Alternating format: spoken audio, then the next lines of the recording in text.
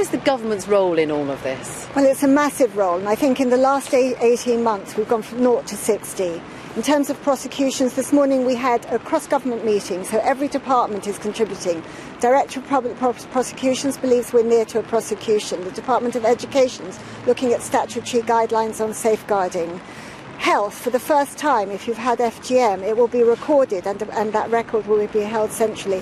DFID, Department of International Development, we've just contracted a consortium to support a global campaign against FGM because our diaspora, we have 20,000 girls at risk every year here, intrinsically connected to the countries of origin.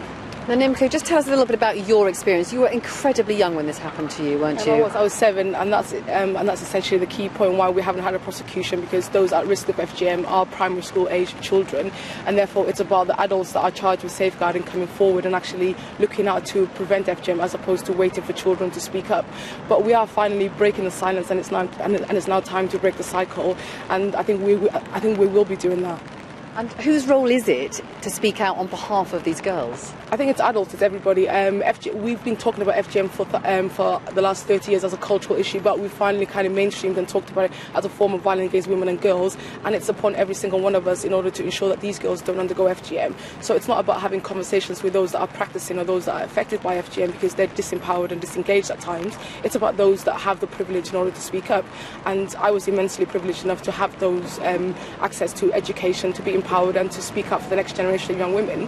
Where we started this work in Bristol 6 years ago, we had 3 scared girls, and now we have over 100 young women, talking about FGM and asking for everybody to stand with them. Now, Lynne Featherstone, for a lot of African families, this is the norm, isn't it? I mean, how do you change that? Well, that's the interesting thing, and part of the programme, the 35 million that I announced last March, is about research into what works, what's the evidence base, and different things work in different countries. So behaviour change is what you're really after. That takes time, and what I've discovered, I just came back from Burkina Faso, is you need leadership. So the First Lady and the President there, the politicians, the cultural leaders, the religious leaders, because there's no part of religion that requires this, the communities, everyone working together on the programme of change and recognising the harm that is done. This is not some benign rites of passage. This is extremely harmful, dangerous, and can result in death. Nimco, do you think politicians in the past have been too scared to speak out about this because of cultural sensitivities? I think there was some apathy for it before, but now in the last 18 months, thanks to Lynne Featherstone and Jane Ellison specifically, there has been great traction in the conversation around FGM, and I think it's about leadership, and we finally got leadership with this new coalition government. And do you think a prosecution would make any difference? I think what the prosecution does is gives justice to the survivor or the victim of FGM, but I don't necessarily think it's going to prevent FGM happening, but it will show the fact that people are looking out for this crime. But essentially, for me, it's about preventing FGM, and we have to remember that the FGM legislation also makes it a criminal act to conspire to commit FGM. So we can't have that prosecution without necessarily a child undergoing FGM. And for me, when people talk about prosecution, ultimately it shows the failure of all those that are charged with safeguarding. Do you think teachers have a role here? Do you think doctors, nurses? It's falling on them again, isn't it? Everyone has a role, and in this cross-government meeting this morning, everyone was putting forward his ideas as how we can even move this further and further forward.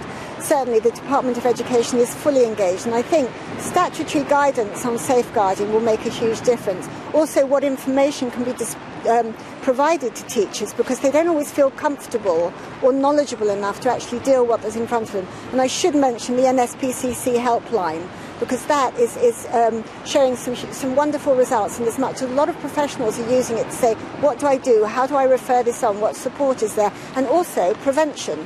Families are phoning and saying, I think this is going to happen, so it can be averted, which in the end, prevention is better. Nimco, just very quickly, a lot of this is about women in these families, the adult women, the mothers speaking out, isn't it? It is about them speaking up, but they won't speak until there's a safe space provided for them. In October last year, we organised a visit for Lynne Featherstone to come down to Bristol, where she met some women, and those women had known each other for over 20 years but never spoke about FGM. So the key thing was to provide that safe space for people to listen to them. So it's to say that we are standing with you, and to say that we know that you think FGM is wrong, and if you do call the NSPCC helpline, there is help out there.